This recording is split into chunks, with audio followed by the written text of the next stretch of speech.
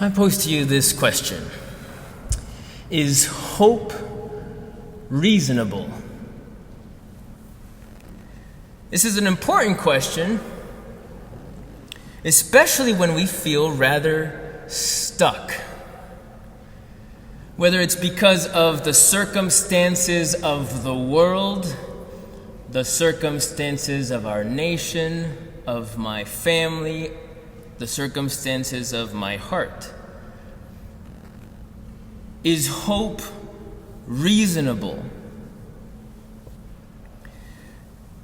It's an important question because when we feel stuck, sometimes it's because we have tried everything. We've exhausted our resources. And we've prayed.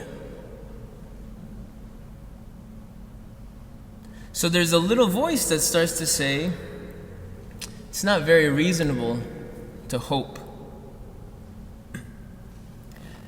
Especially when then you start to consider our hope as Christians. We have a rather supernatural hope. And this is the most important thing for us right now. What kind of hope do we have? Is hope reasonable?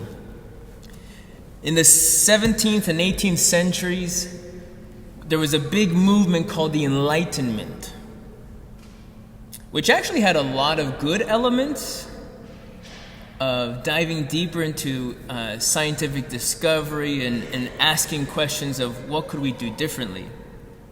But the Enlightenment had horrible effects as well.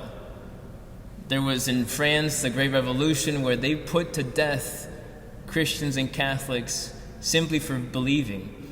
Even famously there was the slaughter of poor religious nuns. Anyways, there have been lasting effects of this powerful movement of the Enlightenment that have had adverse effects on you and I. The Enlightenment was all about what we have the power to do, that we need to take ownership of what we can do, and humankind, by our power, we can accomplish much. We can improve the world by ourselves. 1776, the beginnings of this nation, founded very much on those Enlightenment principles. Freedom and the pursuit of happiness, justice that we can establish by our abilities. The World War challenged that. Our warlike times today challenge that. But the Enlightenment mentality about focus on my power, our abilities, is hope reasonable? No. No, because we've caused a lot of harm. To hope in humans is not very, very smart. To hope in God? Whoa, now you're inviting a different power. And that's nonsense. That's irrational. The Enlightenment person would say. It is irrational to hope in some higher power. But evidence proves the opposite. There is so much evidence for God's existence, for God's intervening. Evidence says, yes, hope is reasonable. A higher power has intervened. And Advent is a time for us to pursue and prepare ourselves for this hope. Maybe here's another way to think of it, another question. When we consider our circumstances, whether it's worries about the world circumstances, nation circumstances, my family circumstances, my heart, wherever I'm stuck, and when I'm tempted to think that hope is not rational, let me pose this question. What if the Creator is free to do new things still? What if God is free to create new beginnings in your life that are not derived from your present circumstances? Mary conceived a child, not by her willpower, not by her planning. She conceived by the Holy Spirit. What if God is still free to create new things that are not derived from our circumstances and abilities? Friends, this is good news.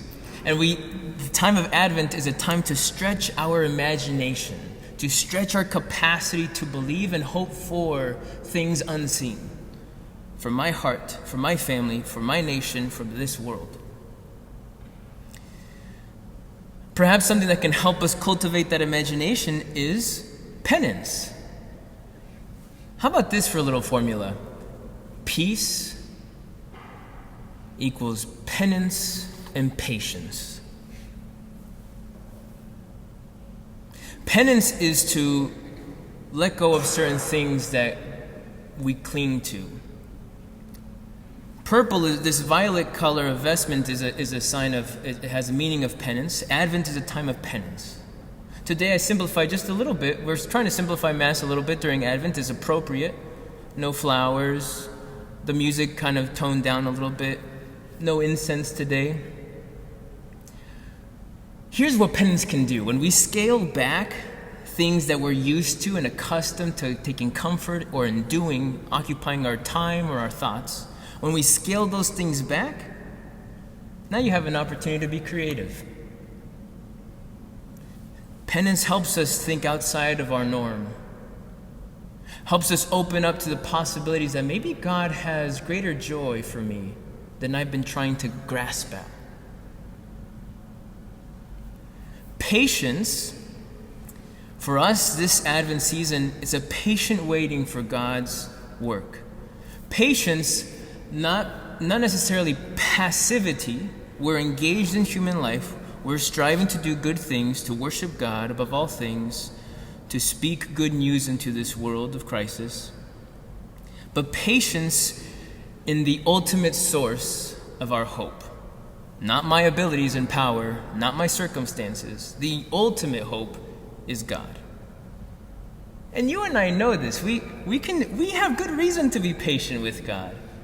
Because God has touched your life and mine through sinful people. People in our lives have built us up and encouraged us to have faith. That's not their abilities. It's God working through broken vessels. God has entered our lives through the sacraments, not because of the priest's great powers personally, but by God's work through sinful instruments. That's not derived from these circumstances, but rather brought to us by a loving God, a good God, a powerful God, a creative God. Patience that's the patience of faith, of confident faith. That's where we can live into greater peace this Advent season and strive to climb the mountain of the Lord, the highest mountain, not settling for lowered hopes. May God do so in our hearts this Advent.